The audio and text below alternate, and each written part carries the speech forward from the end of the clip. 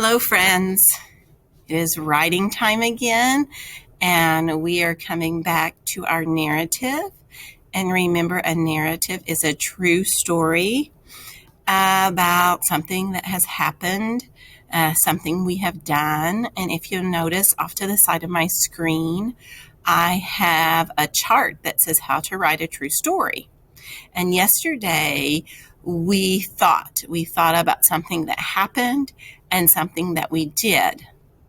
We thought about the story we were wanting to create.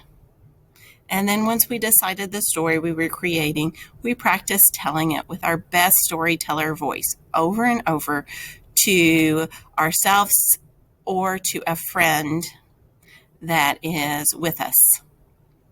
So today, we are going to first practice telling our story, and then we're going to get our paper and practice telling the story across the pages. And let's see if I can pull up the screen for that.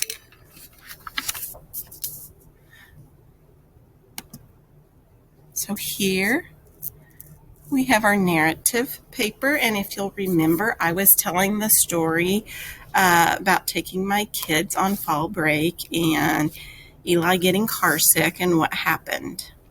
So remember, see if I can pull this up again. Maybe not. Well, remember when you're telling your true story, you want to tell who's in it, where you're at, and what is happening. So let me practice telling my stories across the page. And it's very important as you're doing this, you're looking at the page and pointing as you go. This helps create a plan in your mind for your story.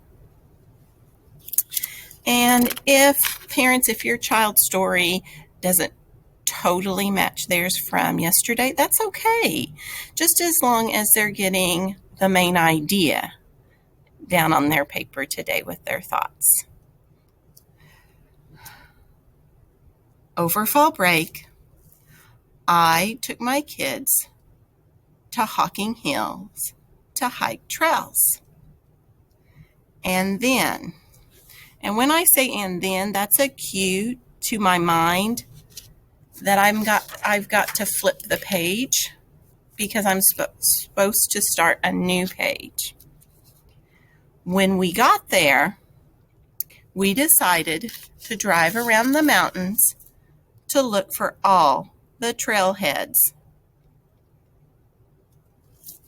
And that's a cue to myself to let me know that it's time to turn the page and start a new one.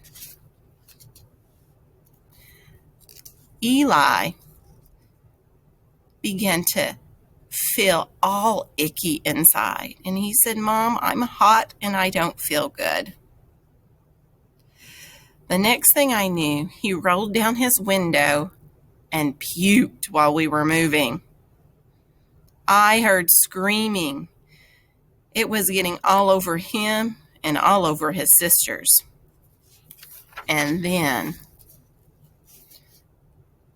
we decided it was time to go back to the cabin so everyone could get cleaned up.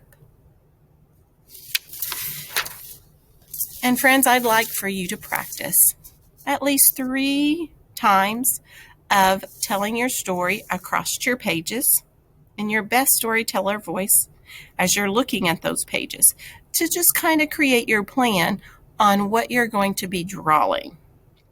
Once you do that, we're going to start adding pictures. And I started my story already. And a helpful hint that I do in the room, parents, is I kind of write the topic at the top of the paper so that I won't forget. And if the student forgets, I'm able to help remind them of what their story is supposed to be about, and we can start practicing the story in our best storyteller voice again. So I'm going to go back with telling my story across the pages and looking at my pictures just to make sure my pictures kind of match what I'm talking about. Over fall break, I decided to take my kids to Hocking Hills to hike the trails.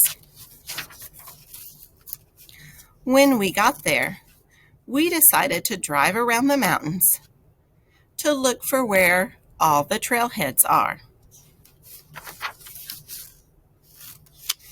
Eli told me he was getting hot and didn't feel very well. The next thing, I heard screaming because he decided to roll his window down to puke. It came back, got all over him and his sisters.